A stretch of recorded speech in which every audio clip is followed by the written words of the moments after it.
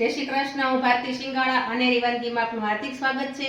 તો ચાલો આજે આપણે બનાવીશું વઢવાણી મરચાં। જો વઢવાણમાં મળે છે અને અત્યારે શિયાળાની સ્પેશિયલ આઈટમ છે તે ચાલો બનાવીએ। તો જો આપણે અહીંયા લઈ લીધા છે 500 ગ્રામ વઢવાણી મરચાં।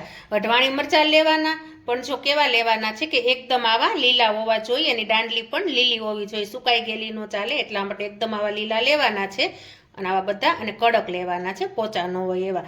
તો જો આપણે આ વઢવાણી મરચાં લઈ લીધા છે, આને મેં પહેલાં સરસ મજાના એક પાણીથી ધોઈ નાખ્યા હતા અને કોટનના કપડામાં નાખીને મેં એકદમ સરસ રીતે કોરા કરી નાખ્યા છે। એટલે તમે પણ પહેલાં આને ધોઈને કોરા કરજો, કારણ કે બહારથી આવેલા હોય તો એ માટીવાળા હોય, કારણ કે દવા કાંઈ પણ એવી છાંટેલી હોય છે એટલા માટે।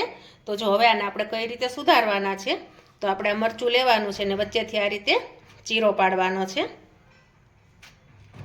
આવી રીતે જો આ ચીરો પાડવાનો છે અને આપણે આમાં જે વચ્ચે રગ અને બી છે એ બધું આપણે કાઢી લેવાનું છે આ રીતે।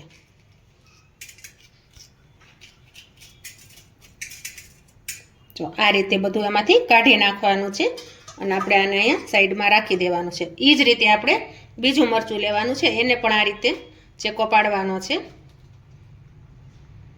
કારણ કે બીનો ભાગો છે ને તો તમારે શું થશે, છોકરાઓને નાના ખાવા હોય તો નહીં ભાવે, એટલા માટે।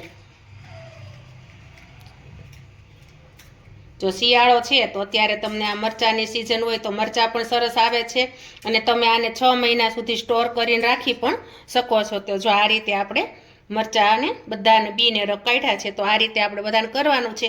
હા, અને ખાસ કરીને જો તમારે મરચાંની દાંડલી બહુ લાંબી હોય તો તમે આટલી દાંડલીનો ભાગ પણ એને કટિંગ કરી શકો છો। જો તો આટલી દાંડલી રાખવાની છે, નાની હોય તો કાપવાની જરૂર નથી। તો ચાલો આ રીતે હું બધા મરચાંના રગને બી કાઢી નાખું, પછી હું બતાવું કે આપણે એને કઈ રીતે કરવાના છે પ્રોસેસ। તો જો આપણે આ મરચાંના બધા રગ અને બી બધું કાઢી નાખ્યું છે અને અહીંયા આપણે મરચાં મસ્ત રીતે બધા ઊભા આપણે ચીરા પાડી નાખ્યા છે। જો આ રીતે બધા સરસ મજાના કરી દીધા છે, નાના નાના આટલી દાંડલી પણ કાપી નાખી છે, એટલે હું કે સારા લાગે।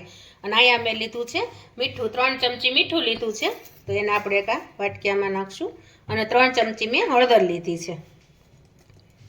હળદર મીઠું છે ને આપણે મિક્સ કરી નાખવાનું છે બેયના રીતે। જો મીઠું ને હળદર છે તો એ પ્રિઝર્વેટિવનું કામ કરે છે, એટલે હું કે આપણે મરચાં કે અથાણું જે કાંઈ તમે બનાવો એ બગડતું નથી, એટલા માટે। તો આ તમારે ખાસ કરીને થોડુંક મીઠું છે તો એ ચડિયાતું રાખવાનું છે, એટલે તમારું અથાણું બગડશે નહીં।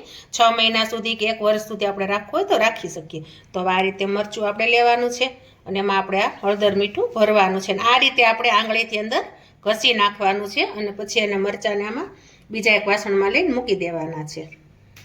તો જો આ રીતે આપણે બધા મરચાંને હળદર મીઠું આ રીતે ભરી દેવાનું છે। હળદર મીઠું ભરીને તમે રાખશો ને એટલે મરચું તમારું એકદમ મસ્ત થઈ જશે અને કૂણું થઈ જશે અને અંદર જરા પણ કાંઈ તીખાશનો ભાગ હશે એ પણ નીકળી જશે। તો આ રીતે બધા મરચાંને આપણે ભરી દેવાના છે અને આ મરચાંને આપણે 12 કલાક સુધી આને ભરીને ઢાંકીને મૂકી દેવાના છે। તો ચાલો આ રીતે હું બધા મરચાંને ભરી દવામાં પછી તમને બતાવું। તો જો આપણે આ બધા એમાં હળદર મીઠું ભરાઈ ગયું છે મરચાંમાં સરસ મજાનું, અને એટલું આપણે હળદર ને મીઠું વધ્યું છે, તો એના આ રીતે આપણે છૂટું છૂટું ઉપર બધા મરચાં ઉપર આ રીતે વેરી દેવાનું છે। આ વેરાઈ જાય પછી આપણે આને આ રીતે હલાવીને ઊંચા નીચા કરી નાખવાના છે, એટલે બધામાં આપણે હળદર મીઠું મસ્ત રીતે ચડી જશે। જો આ રીતે, અને મીઠાનું પાણી થશે એટલે આમાં જે તીખાશનો ભાગ હશે એ પણ નીકળી જશે। તો હવે આપણે આને ઢાંકીને 12 કલાક સુધી મૂકી દેવાના છે। 12 કલાક થઈ જશે પછી હું બતાવીશ શું કરવાનું। તો આપણે આ મરચાં હળદર મીઠું ભરીને મૂકી દીધા હતા, જો આપણે તો સરસ મજાના થઈ ગયા છે અને થોડોક એમાં કલર પણ ચેન્જ થઈ ગયો છે આ રીતે, અને એનું પાણી પણ થયું છે, જો તમે જોઈ શકો છો મીઠું હોય તો એનું પાણી પણ થયું છે આ રીતે। તો હવે આપણે એને છે ને આ એક એક મરચું બધું આપણે સૂકવવાનું છે, પણ કઈ રીતે સૂકવવાનું છે કે નીચે છાપું રાખવાનું છે, એની પર કોટનનું કપડું મૂકવાનું, પછી બધા મરચાંને સૂકવી દેવાના છે, 2 કલાક માટે સૂકવવાના છે। તો એ આપણે સૂકવશું પછી। અને અત્યારે આપણે એનો સંભાર બનાવવાનો છે। તો સંભારમાં મેં સામગ્રી શું શું લીધી છે તમને બતાવી દઉં છું। અડધી વાટકી હળદર લીધી છે, અડધી વાટકી મેં મીઠું લીધું છે, 1 વાટકી મેં તેલ લીધું છે વઘાર માટે, અને આ રાઈના કુરિયા છે એ મેં અડધી વાટકી લીધી છે, 2 આખીને અડધી, કારણ કે રાઈના કુરિયા વધુ હોય વઢવાણી મરચામાં। મેથીના કુરિયા 1 વાટકી લીધા છે। તો આટલી સામગ્રી આપણે જોશે। અહીંયા મેં એક મિક્સર જાર લીધો છે, તો એમાં આપણે અચકચરા પીસી નાખવાના છે। એક હારે તમારે સમાય તો બધા એક હારે તમારે અચકચરા પીસી નાખવાના છે, પણ વઢવાણી મરચામાં છે ને રાઈનો ભાગ વધુ હોય એટલે તમે રાઈના કુરિયા વધુ રાખજો.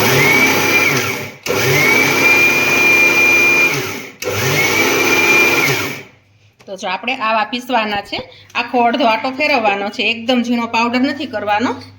તો જો તમે જોઈ શકો છો કે આપણા કુરિયા મસ્ત રીતે પીસાઈ ગયા છે.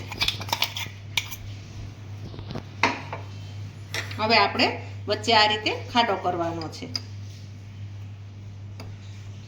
એમાં આપણે આ મીઠું નાખવાનું છે, પણ અત્યારે મીઠું આપણે થોડુંક જ નાખવાનું છે, કારણ કે પછી તમે ચાખીને વધુ ઓછું કરી શકો છો. અને હળદર છે, તો હળદરને આપણે આ રીતે ફરતી ફરતી મૂકી દેવાની છે.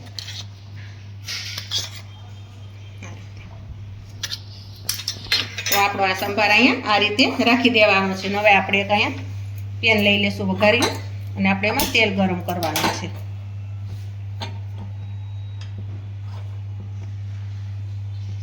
તેલ છે ને મીડિયમ કરવાનું છે, બહુ ધુવાડા નીકળે એવું ગરમ નથી કરવાનું. તો જો આ રીતે આપણે ધીમે ધીમે એને તેલને ગરમ કરશું. તો જો આપણું તેલ પણ અહીંયા ગરમ થઈ ગયું છે, તો હવે આપણે આ ગેસને બંધ કરી દઈશું અને આની ઉપર જ આપણે વઘાર રેડી દેવાનો છે. આ રીતે વઘાર રેડ્યા પછી તરત જ આપણે એની ઉપર હિંગ નાખી દેવાની છે, અને થોડી વાર આપણે આને 1 મિનિટ સુધી થાળી ઢાંકી દેવાની છે. હિંગ નાખશો એટલે મરચાંનો સ્વાદ બહુ મસ્ત લાગશે, અને હિંગથી મરચાં લાગે છે બહુ સરસ.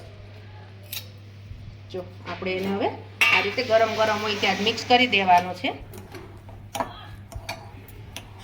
અને આમાં બહુ તેલ પણ નથી જોતું તમારે વઢવાણી મરચાંમાં, કારણ કે આનો હાવ આપણે મસાલો છે ને કોરો મોરો જ રાખવો પડે, ભરવાના હોય ને એટલા માટે. તેલ વધુ હોય તો તમે અંદર મસાલો ભરી ન શકો. તો જો આપણો મસાલો પણ એકદમ મસ્ત થઈ ગયો, અને આનો વઘાર કરો તો સુગંધ પણ મસ્ત આવે છે. અને શિયાળામાં તો જો મરચાં બહુ મસ્ત આવતા હોય એટલે તમે મરચાંનું અથાણું બનાવીને 6 મહિના કે વર્ષ દિવસ સુધી સ્ટોર કરી શકો છો.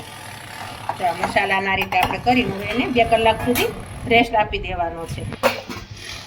તો જો આ મરચાંને આપણે 2 કલાક સુધી આપણે એને કોટનના કપડામાં સૂકવી દીધા હતા. તો તમે જોઈ શકો છો કે એકદમ કોરા અને સૂકા થઈ ગયા છે. તો આવું મરચું થવા દેવાનું કે એકદમ કોરું થઈ જાય બધું, અને પાણીનો ભાગ બધો નીકળી ગયો છે. અને અહીંયા આપણે જે એનો મસાલો કર્યો તો વઘાર, તો મસાલો પણ આપણો સરસ મજાનો સેટ થઈ ગયો છે. તો હવે આપણે એને આ રીતે હલાવી નાખશું. કુરિયા પણ જો આપણા પોહી ગયા છે, જો આ રીતે ફૂલી જાય. અને અહીંયા મેં 3 લીંબુ લીધા છે મોટી સાઈઝના. એ લીંબુના મેં 1 લીંબુના 4 ટુકડા કર્યા છે આ રીતે, અને એમાંથી બી બધા કાઢી નાખવાના છે, અને આવડા ટુકડા આપણે રાખવાના છે. કારણ કે લીંબુ આમાં નાખશો તો એ ફિઝેવિટીનું કામ કરે છે મરચાંમાં, એટલે આપણા મરચાં બગડતા પણ નથી, અને એની તીખાશ પણ ઓછી થઈ જાય છે ખટાશના હિસાબે. તો ચાલો આપણે આ બધા મરચાંને હવે આમાં ભરવાના છે. તો આ રીતે મરચું ખોલી અને આપણે આ સંભારો બધો ભરવાનો છે એમાં. જો આ રીતે આમ ભરીને પછી આ મરચું આમ દબાવી દેવાનું છે. અને આ મરચાં છે ને નાના મોટા સૌને ભાવશે, કારણ કે વઢવાણી મરચાં તો બધાને ભાવે, અને આ વઢવાણની પ્રખ્યાત વસ્તુ છે.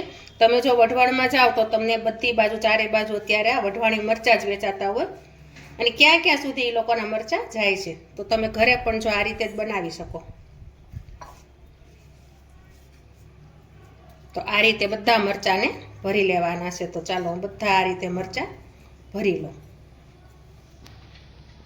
તો આપણા જો મસ્ત રીતે બધા મરચાં ભરાઈ ગયા છે, અને અહીંયા આપણે સંભાર પણ વધ્યો છે. તો સંભારને પણ આપણે આમાં જ નાખવાનો છે એટલે મસ્ત લાગે. અને હવે પહેલા આપણે આ લીંબુના ટુકડા છે નાખી દઈશું.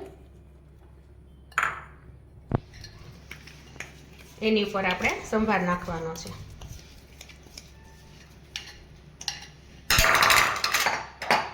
હવે આપણે ચોળી નાખવાના છે અને હાથ વડે આ રીતે, એટલે બધા લીંબુ અને મરચાં એકદમ મસ્ત રીતે મિક્સ થઈ જશે.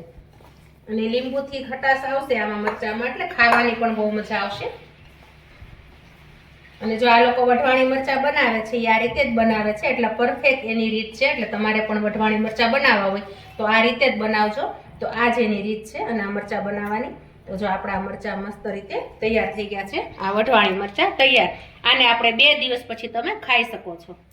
તો જો આપણા વઢવાણી મરચાં છે તૈયાર, એકદમ મસ્ત. અને જે વઢવાણમાં મળે છે એ જ વઢવાણી મરચાં આપણે બનાવ્યા છે. તો તમે જરૂરથી મારી રેસીપી ટ્રાય કરજો. વિડીયોને લાઈક કરજો, શેર કરજો, સબસ્ક્રાઈબ કરજો. જય શ્રી કૃષ્ણ.